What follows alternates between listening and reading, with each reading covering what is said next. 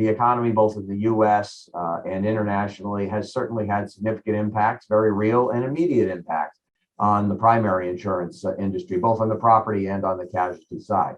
But the most obvious occurs actually on the property side, and also with respect to various types of automobile insurance. There's no question that we've seen a rapid acceleration in claim cost severity, both in terms of, say, homeowners claims, commercial property claims, as well as personal and commercial auto claims.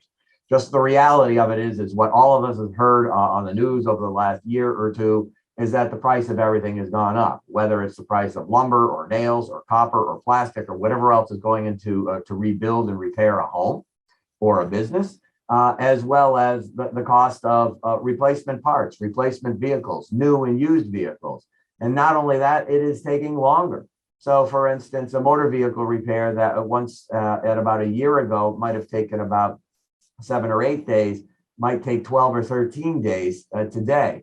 So the parts cost more, the labor costs more, but say the replacement vehicle that the insurer is paying for has to be paid for 12 days rather than 7 days. And that replacement vehicle costs somewhere in the neighborhood of about twice as much as it used to prior to COVID. So again, the problem is not only these costs rising rapidly today, but again, remember, the rates that are in place today for an auto or home or commercial property insurer were built on historical trends, say, over the past 5, 10 years or more, ending probably in 2021. So they certainly don't reflect the inflationary pressures that the insurers are seeing today. So the task ahead for property and casualty insurers, again, including the auto insurers, is to restore some level of rate adequacy, because arguably rates are inadequate today in many situations. We've seen the loss ratios rise in many states, say in personal auto as well as in homeowners, by 10, 15, or 20 points in some instances. It's going to be a multi-year effort to get rates where they need to be.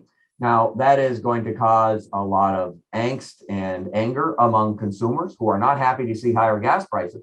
They're not happy to see higher grocery prices, and they're not going to be happy to see a very substantial increase on their next renewal in their home or their auto policy, nor will small business owners. Everyone is talking about the financial pressure they're under. The thing is that insurers cannot reflect these increases until there is some substantial lag. They have to collect the information, they have to file the rates, and then they gradually, over the course of an entire calendar year, put a new set of rates into place. And it literally takes an entire year to do that, and it's likely a multi-year process. So insurers are going to be at this, not just in 2023, but likely through 2024.